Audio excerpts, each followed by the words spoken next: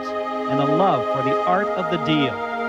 His vision and his passion for the deal would change the face of professional hockey in North America. In the beginning, there was also Bobby Hull.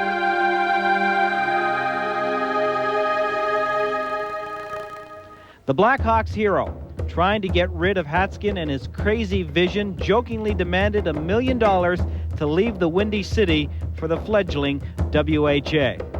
The North End gambler rolled the dice, met the price, and began a legacy of greatness. Legacy of Greatness is brought to you tonight by Molson Canadian. Molson Breweries has been a proud sponsor of the Winnipeg Jets for the past 24 years. Tonight, we are proud to present this look back at the Winnipeg Jets. This is what early 70s television looked like. Now, keeping the time frame in mind, Bobby Hull explains his defection to the Winnipeg Jets. When I was asked to join the WHA,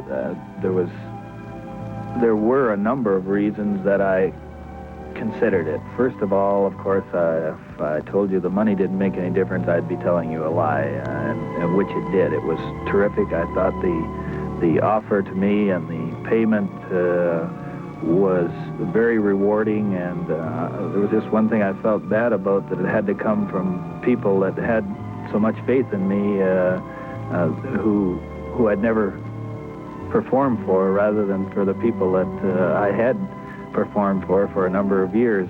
Second of all, I felt that it was a worthwhile cause. I thought that the WHA was needed in these certain areas where hockey, professional hockey, was long overdue. I felt that the people in the prairies and in certain areas deserved professional hockey. Hull's first victory, however, didn't take place on the ice. The NHL tried every legal maneuver they could to stop the raiding of its players by the WHA.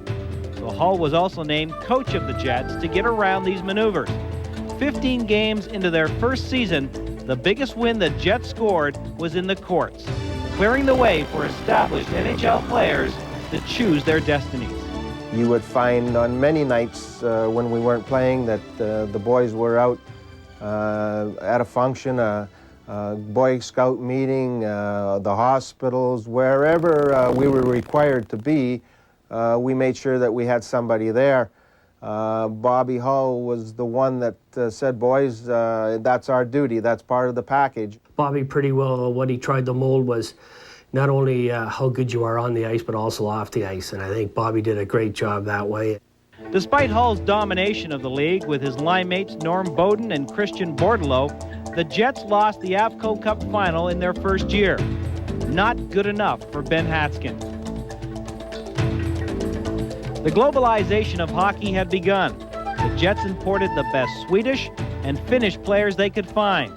The two best were Anders Hedberg and Ulf Nilsson. Hi everyone, I'm Cactus Jack Wells here in the Winnipeg Arena. Well, it's the Winnipeg Jets and the Edmonton Oilers in tonight's WHA hockey action. And believe me, it should be quite a hockey game at that. Giving it back to Hedberg and Nilsson. 2-on-1 break for the Jets. Hedberg shot, score! Kent Nilsson and Schuberg on the blue line for the power play. That is Hedberg in the corner, being watched by Rick Lee. Gets it. Scores! Out Nilsson! It was interested during the World Championship '74.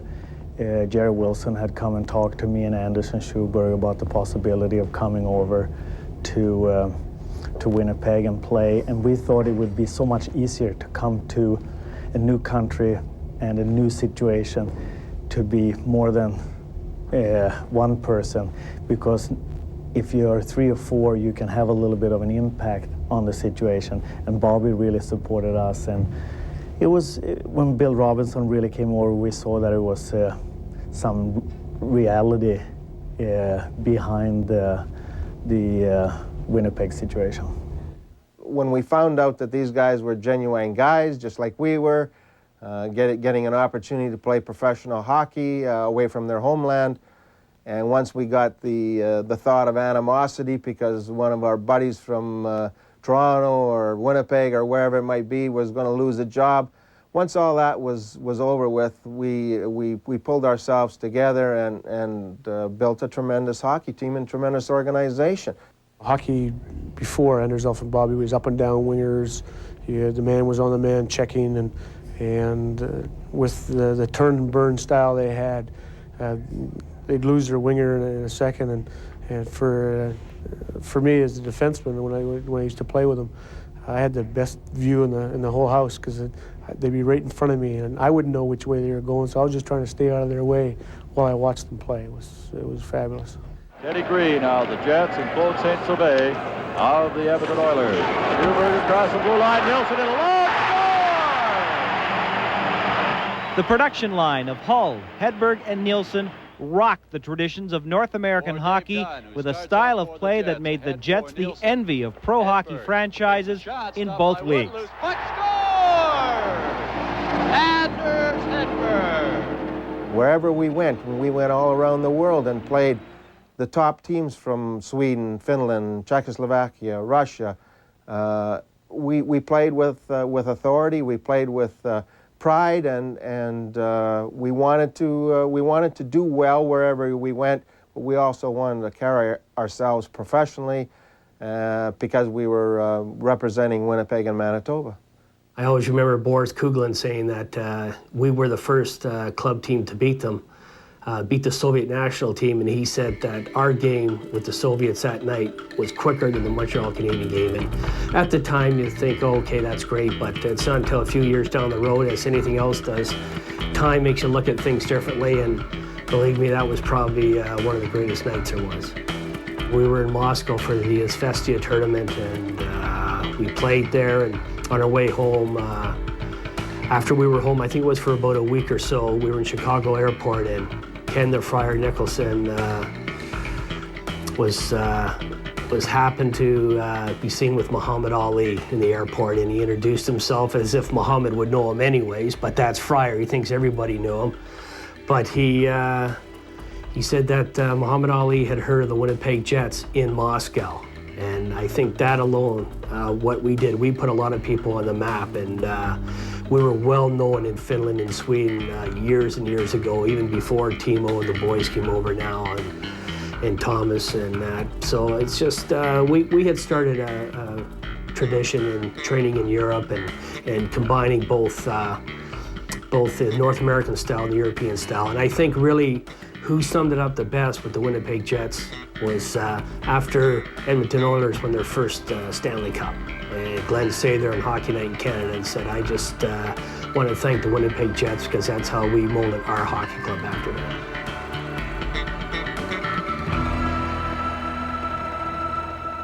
There comes a time when everyone's like, when you're gonna pack your bags and go. Roaming around your worldly experiences, exploring an unpublished map you have inside, winding up making yourself at home. And when in Rome, you know. Why? Because I am.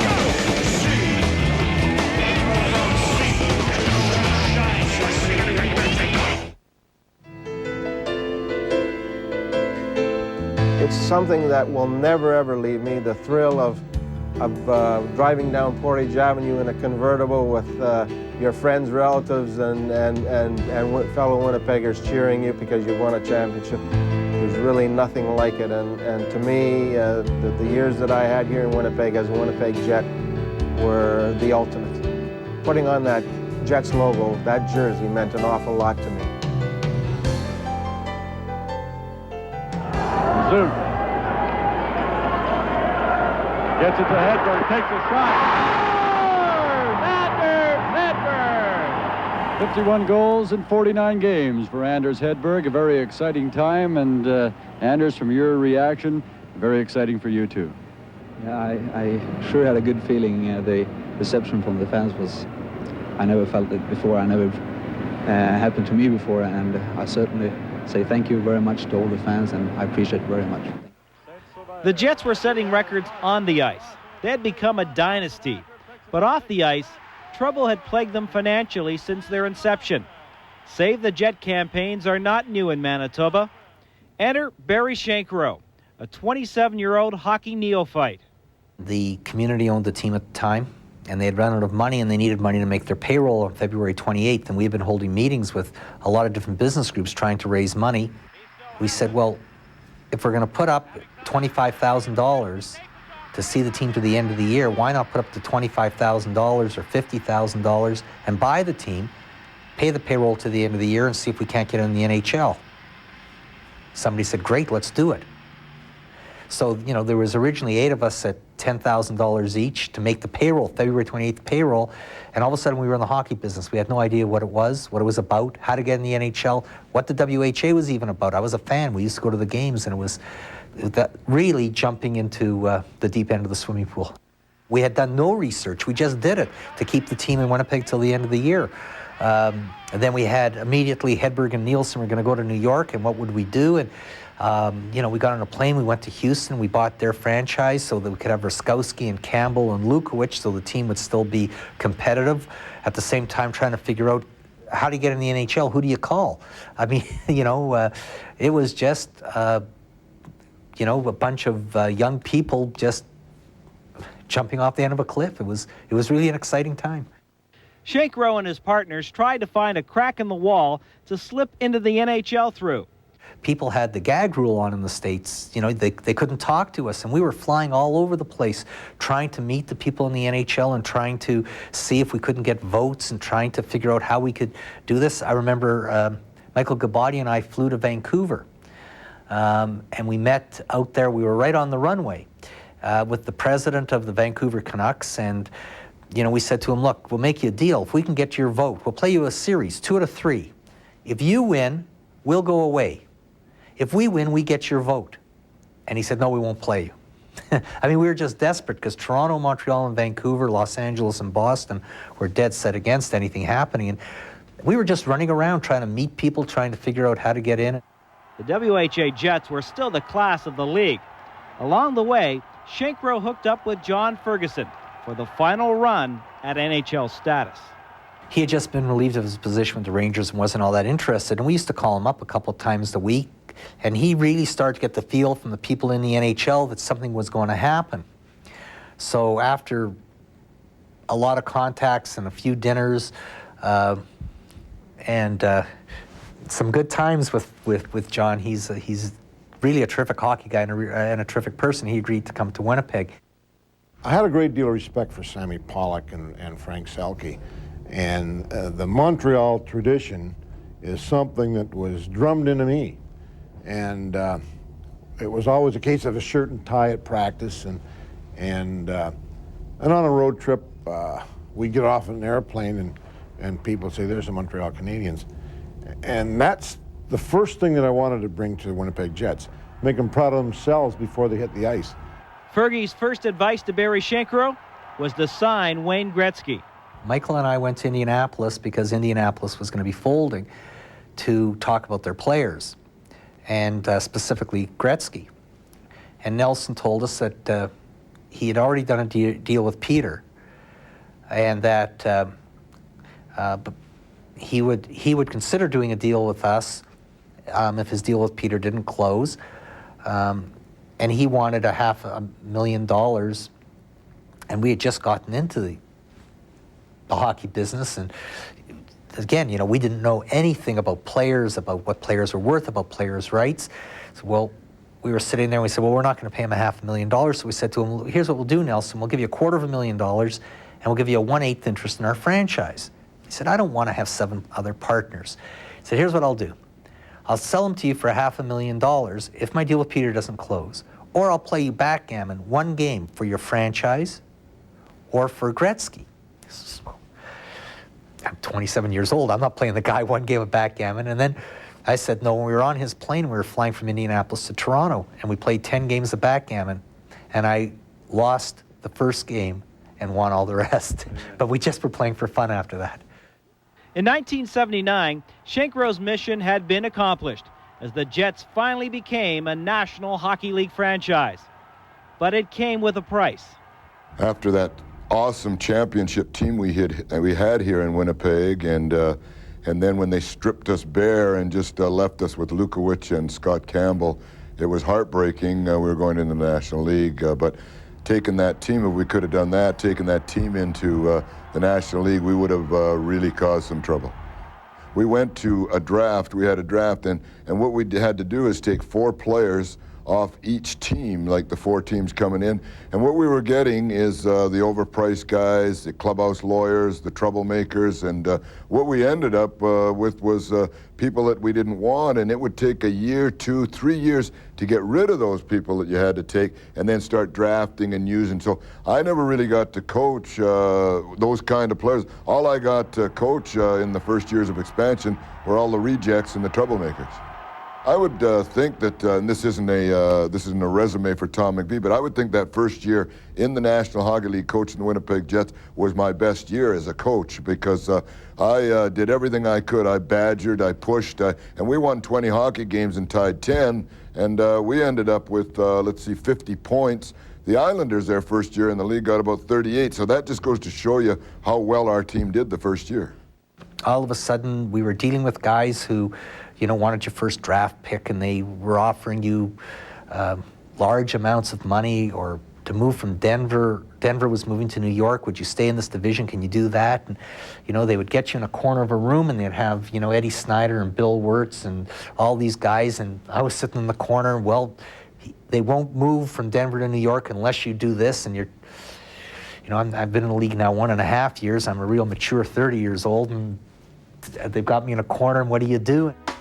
Perhaps the team's most exciting victory in their first year came over the storied Montreal Canadiens on the first tuxedo night at the Winnipeg Arena. The rink is full. We're playing Montreal, and it had taken Vancouver 10 years before they beat the Montreal Canadiens when they came in the league in 1970. That night, for some reason, someone up there must like me, because I could see my whole career passing right in front of me, and we ended up beating the Montreal Canadiens 6-2.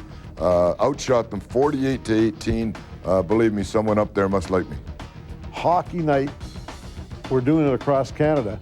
They switched the game to 7 o'clock so they could be 8 o'clock in the East. And Bobby Hull showed in the dressing room late.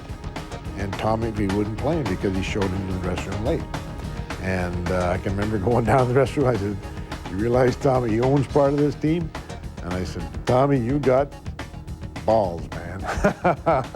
And he sat him out.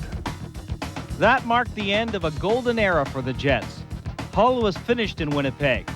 Shortly thereafter, the man who anchored the franchise was traded to Hartford. This was now the NHL of the 80s.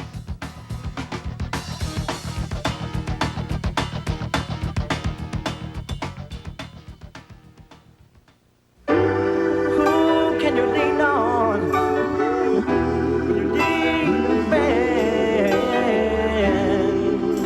These days, many families have an agreement. If a problem comes up around drinking, one of us will help out tonight, and we won't talk about how it happened until tomorrow.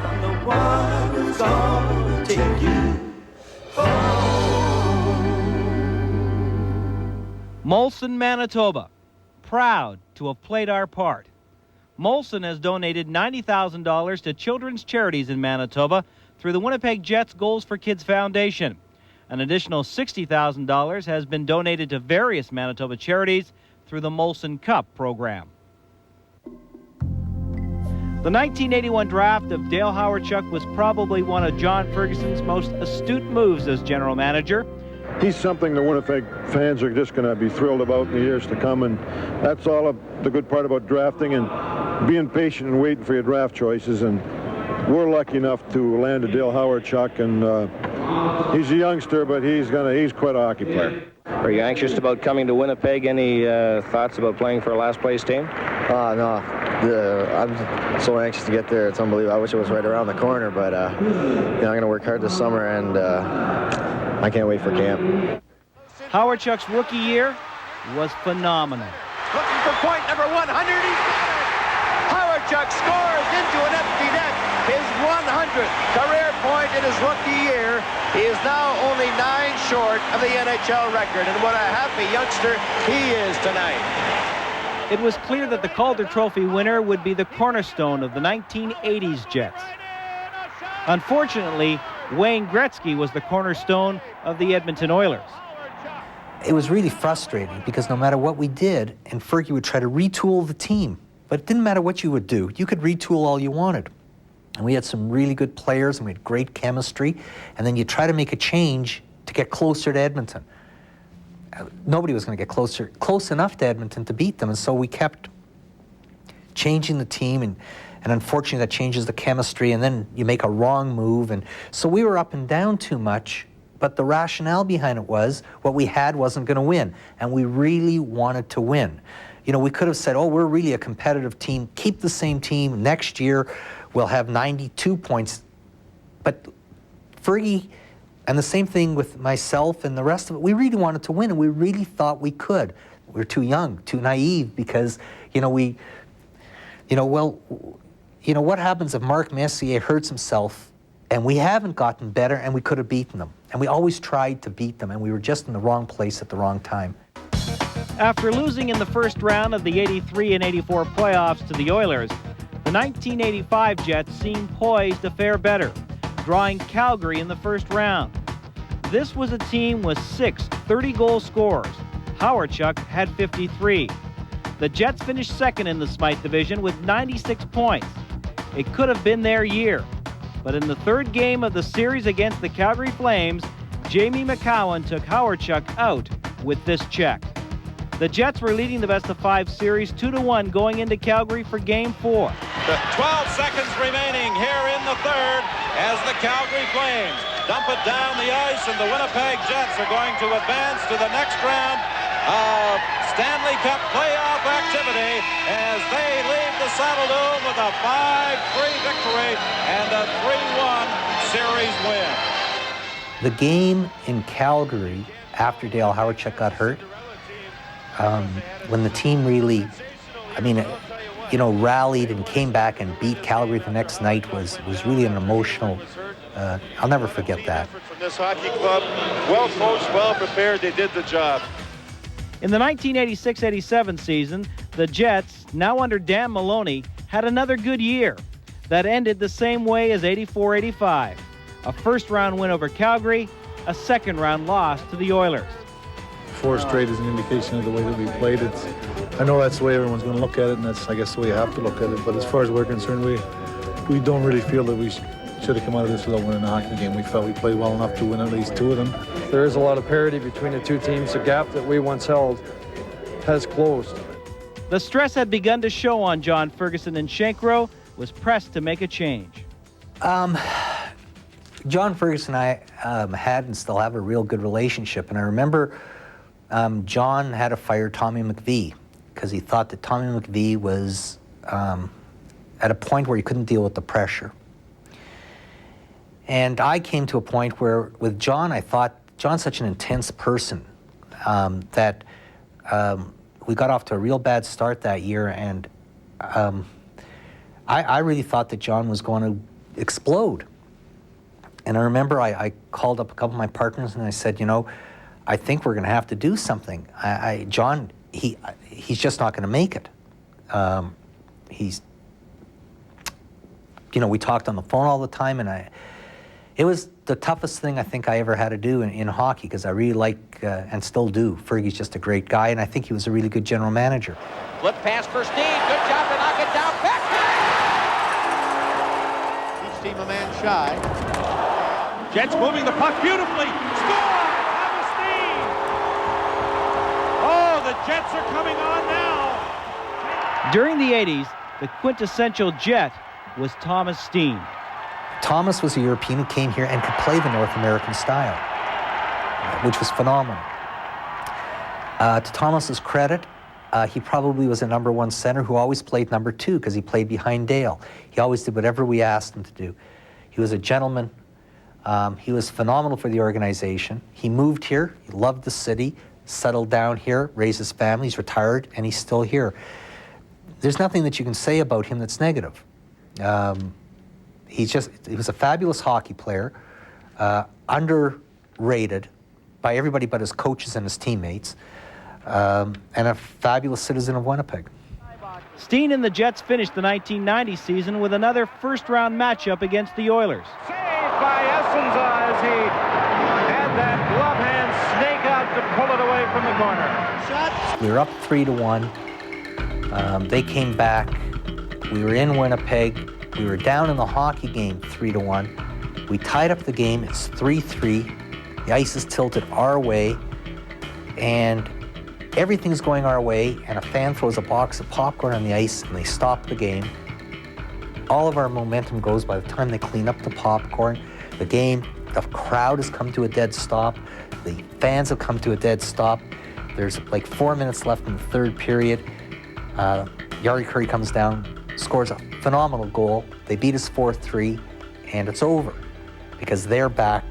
They're the champions. They're the Edmonton Oilers, and we're the upstarts trying to beat them still. And it was all over. And I honestly believe, and other people I talk to, fans, players, and other people say the same thing. Everything was going our way. If that fan hadn't thrown the popcorn on the ice, we probably would have beaten Edmonton that year. That's life.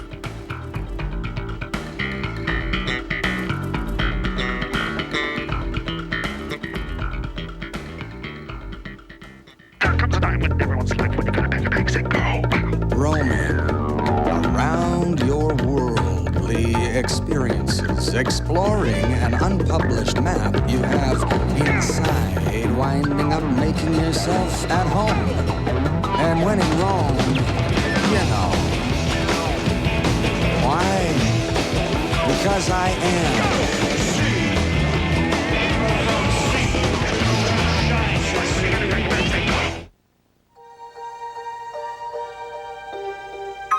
It would seem that individual, rather than team accomplishment, will fuel memories of Jets fans.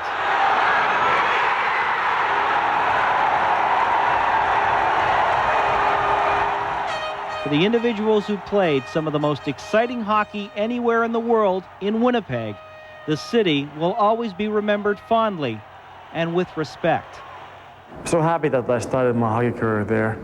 It's a great hockey town. The people are just unbelievable, and we had a pretty good team there too. And there was a lot of good times there. And it's really sad that Winnipeg they're not going to have a hockey franchise anymore. But I'm still always going to remember Winnipeg, and those people and fans were just unbelievable there. And one other thing too, my first child born in Winnipeg, so Winnipeg is always going to. It's always going to have a small part in my heart. I don't think we should be sad because of the scenario that we've gone through. We have to be happy for what we've had and understand that the economics of professional sport today are greater than what a community of 650,000 people and our surrounding areas can support. So, yeah, I guess in one way we should be happy and thankful that we had the opportunity to see the greatest players in the world for as long as we did. A lot of other cities in North America have not had that opportunity and may never have that opportunity, so we should be proud. There is no easy way to say goodbye to the hundreds of players who have passed through Winnipeg. Some were flashy and skilled, others gritty and rugged. Some were just passing through, while others continue to call Winnipeg home. Every one of them was a solid brick in the foundation of a hockey tradition in Winnipeg, a tradition that is difficult to let go of. There is no easy way to say goodbye. All we can say is thanks, thank you for the memories. Legacy of Greatness was brought to you by Molson Canadian. On behalf of Molson Breweries, I'd like to thank you for your support of the Jets and Molson Breweries. We hope you've enjoyed this retrospective, but now stay tuned for Molson Jet Hockey on CKND.